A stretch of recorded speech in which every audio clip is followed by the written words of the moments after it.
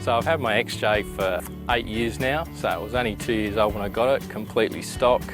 Used to drag a boat around by the previous owner, so I went and rescued it and turned it into what it is now. Being a Jeep, of course, I've taken it down to a few jamborees. I've been to Melbourne and up to the Wadigans for Jeep jamborees, and every year up to Camp Coffs at Coffs Harbour for the last 7 years with the guys up there, so some real good things about owning a Jeep.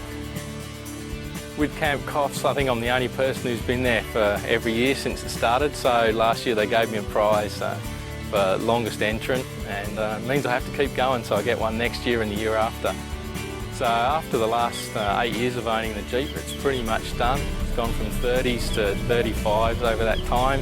I've got it how I want it, and I plan to keep it until it won't go any longer. Maybe stick a Hemi in it if it dies eventually.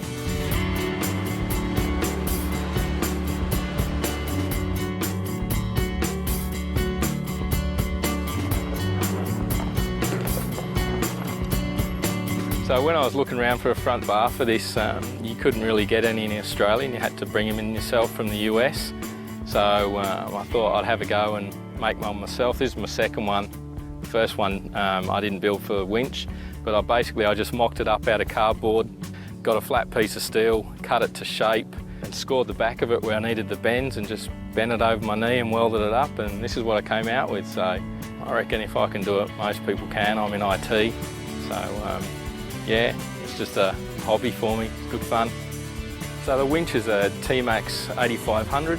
Picked it up on eBay as an unwanted gift. Probably saved me 800 bucks over picking it up new or picking up a new worn. Yeah, most of the Jeep's been built this way. Picked up bits cheaply, I made it myself. So the wheels on here are Krager soft 8s, 15 by 18s. And the tyres are 35-inch Maxxis Bighorns. I've had these tyres only for a short time now, but I ran 32s on it before this, same tyres, had them for 4 years, really happy with them. So when it was time to go bigger, I went for the Bighorns again. They're cheap, but they do the job. So I made the sliders myself, knocked them up with just a stick welder and a grinder in the garage one weekend. They're bolted to the frame and to the body. It's a unibody on the Jeep, so you can do that. And they've saved my sills and doors plenty of times now and make it a bit easier to get in with a lift as well. So the inside of the Jeep is pretty basic. I've got my GME UHF down here, a scan gauge over here reporting all the functions of the engine, a couple of switches for the rock lights. The main thing is the computer here. It's got a touch screen running all my navigation, Aussie Explorer and street mapping, as well as music, DVDs, and onboard cameras if I decide to plug them in. I made a rear bar for the Jeep as well. It's got a tyre carrier on it that I put on as well. It uses a bear claw latch, which is just off of a car door, so you can just open and close it with one hand. Again, made it into a step as well, just for getting up on the roof when I need to with the basket. Oh man, that's hot.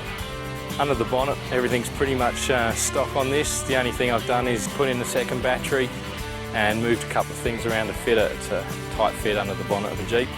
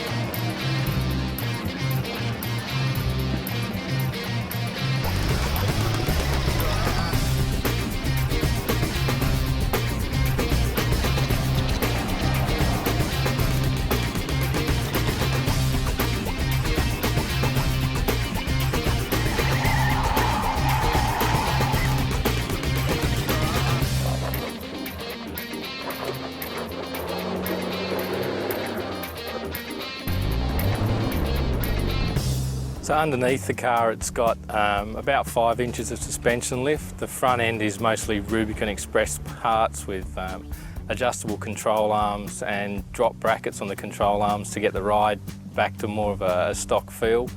The leaves are Rubicon Express in the rear.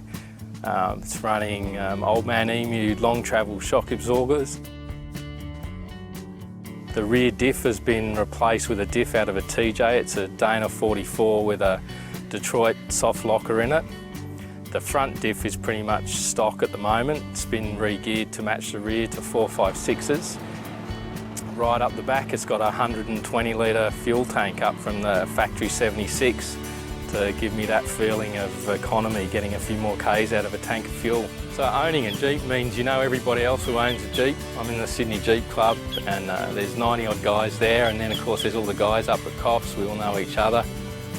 So far the Jeep's been out to the Flinders and up to Cairns and Port Douglas and some of the tracks up around there, but next year it's big trip is Cape York with the Jeep Club, so it should be a good run. I've tried to build it for touring as well as a bit of weekend fun. So the best thing about the car, I suppose, is it's a Jeep. It's not a Patrol, it's not a Land Cruiser. There's that camaraderie there, and despite what everyone thinks, you can get thousands of parts for a Jeep. There's a great US market and there's a great Australian market. They've been making this one since 1984 to 2001, so probably one of the longest running four-wheel drives without really changing at all. It's pretty much indestructible. So there's a couple of people that helped me out with this. I'd like to thank Wooders, mostly just for starting up his business and bringing the parts into Australia for us all. Sydney Jeep Club for running all the trips and getting us out there off-road. And my wife for putting up with me being in the garage with the grinder and the welder for months and months on end.